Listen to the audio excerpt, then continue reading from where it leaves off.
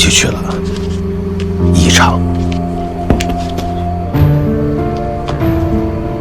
家里碗柜里4个人放3个碗，异常。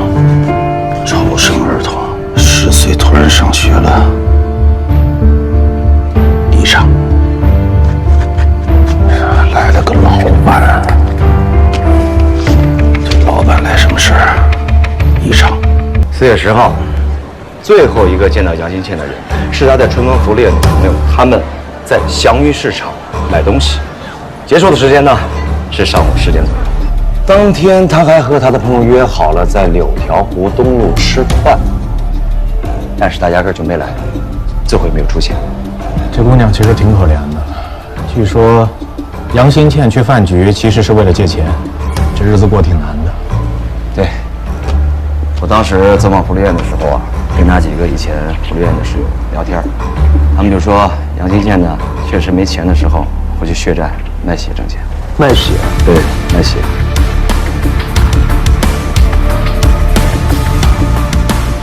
这杜源家旁边不就是个血站吗？教会一点，据说有人权。市里这2年呢，所有的献血记录档案都在这儿。这个档案架上都标注了具体的日期，那你们根据这个时间索引找就行了，很方便的。谢谢啊，先忙。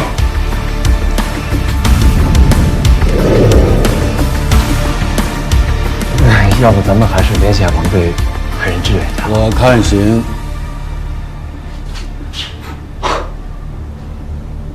我之前就怀疑对方是有犯罪前科的人，我跟几个刚出狱的老熟人聊了聊，他们说这些人山穷水尽的时候都会来这儿。血站？对。而且这些人没有稳定的谋生手段，实在过不下去了呢，就会来这儿献血拿补助。前2个地方我都已经查过了，最后查到血站。也就是说，这个凶手收入低且不稳定，时不时的来血站献血，然后就盯上了同样来献血的杨新倩和住在血站附近的杜达。不排除这种可能。按照这种思路，凶手的献血记录大概率就在这里。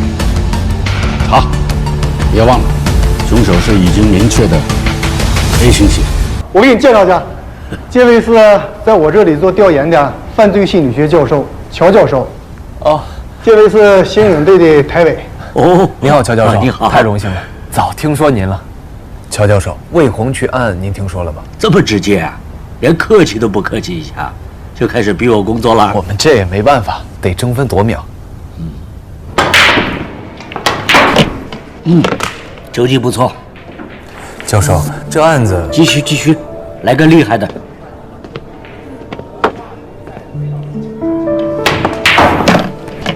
你为什么最先去打这个5号球呢？他离袋口和主球近，不好打呀。那最后进的这2个呢？一样的，都是我有把握可以打进去的。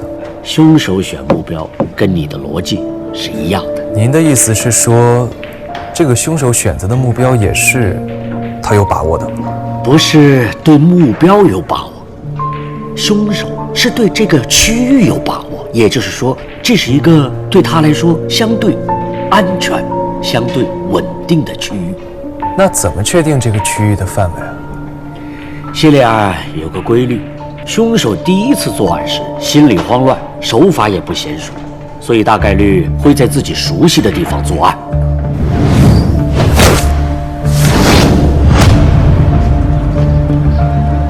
比如家或工作地附近，凶手越往后越熟练，越自信，才会往陌生的地方尝试犯案。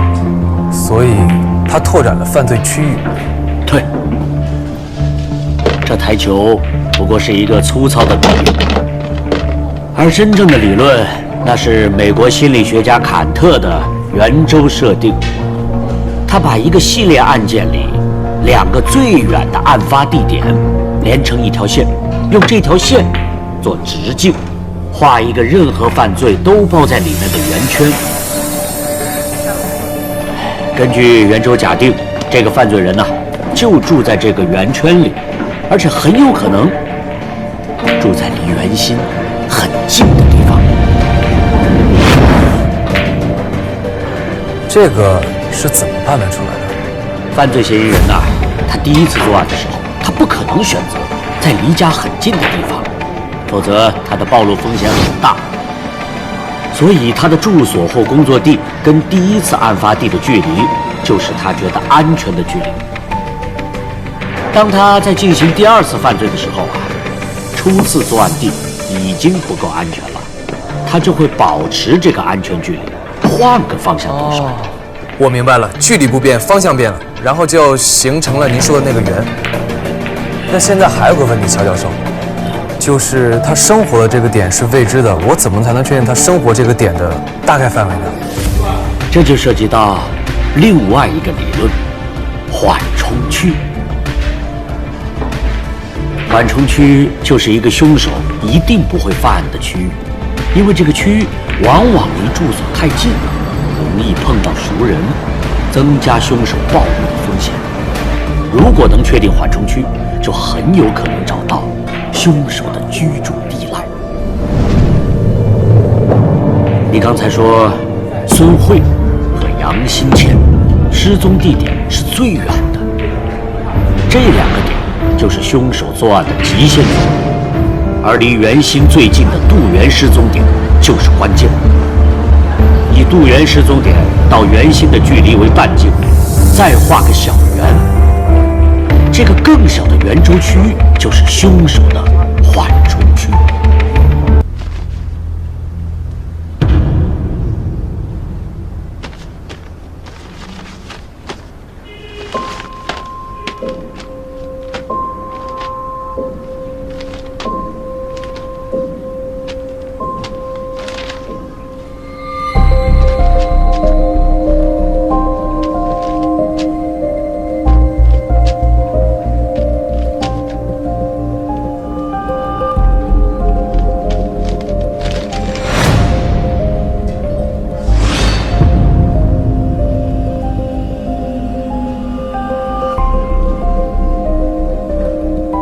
天天看见他，那校服、校徽就是这个学校，怎么可能学籍册上没他名字呢？教务处撒谎了。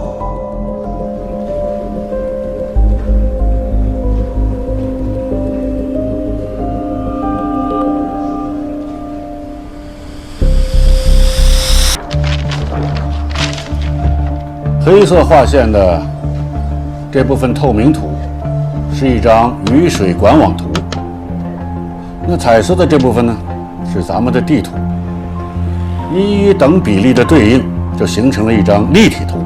而且陈工啊，还把雨水井的位置啊都给标出来了。那这图有什么用呢？以地上地下一一对应，把通往魏红渠的所有雨水井都能找出来，这工作量就大大减少了。这个凶手要想人不知鬼不觉地抛尸，那地面流动性大的这个区域，咱们就可以完全排除，再把缓冲区给排除掉。打个比方啊，就比如说这个蜜蜂采蜜不可能在自己的家旁边采，那凶手也不可能在自己的家附近杀人，一个道理。这样我们重点排查 B 区域地面流动性小的井口周边。没错，来活了，兄弟们，咱们把符合条件的雨水井找出来。是。师傅，您看这儿，这个雨水井咱也可以标记一下，加上这个的话，总共有34个雨水井，完全符合这些嫌疑人作案的特征。那咱们对这34个地方进行重点摸排和走访。好，上课，找死了！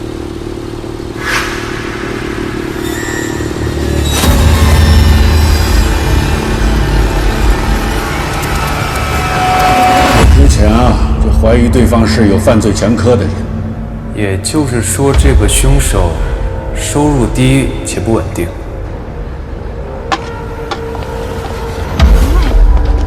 快走快走，真是够臭的！走。看到了吧？方向错了。如果是流浪汉这样的低收入人群，就存在一个劣势。普通人不愿意接近他们，那受害者更不可能跟着他们走啊。对啊，而且他们缺乏必备的作案工具。那些受害人的尸体都是光着的，在魏红局咱们也没有找到他的衣物和随身物品。凶手就算住在抛尸地点附近的话，他也不可能扛着一个尸体满大街跑吧？除非他有车，有自己的车。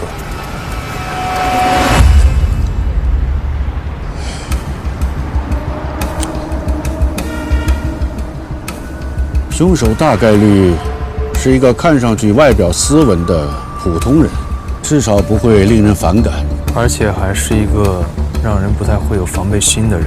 按理说，这样的人异性缘不差呀，何必要强奸又杀人呢？你那个乔教授，什么时候有时间，咱们请教请教他。好。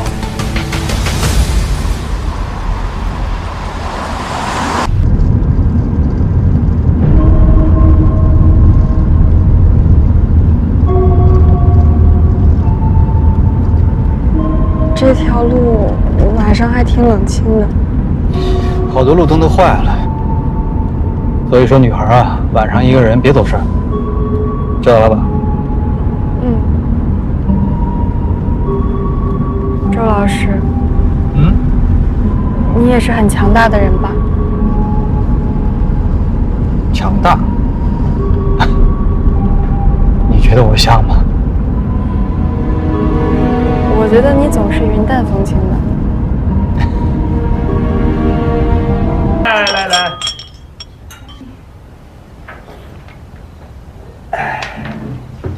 哎，美玉，上次那事儿真得好好感谢你，要不是你，我现在还在县里的1亩3分地里待着呢。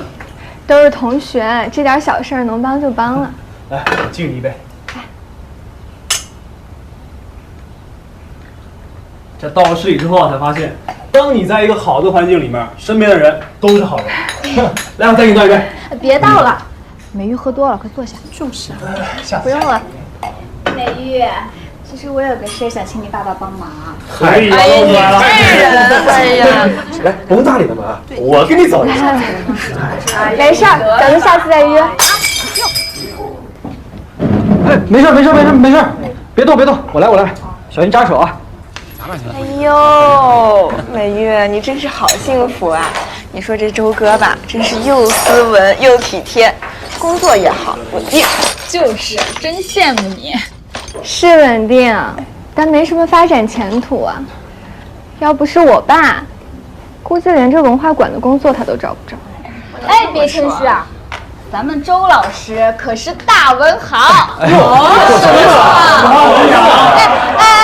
周老师以前的诗啊，可是在《城市日报》上发表过的。美玉，说实话，你老公是不是以前给你写过情诗啊？过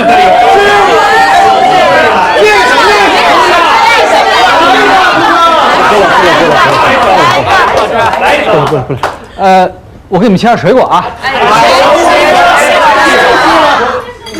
美玉来一个吧，美玉来一个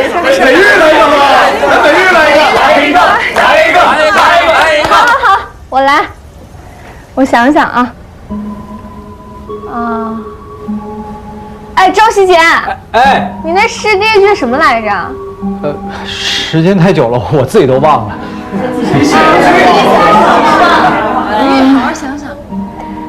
大地上的痛苦被阳光炙烤着。这么高级的词，绝对有是从搞虚的吧？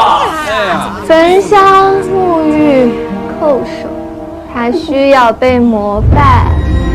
是的，它需要。哎呀，太厉害了！虔诚，不屑一顾。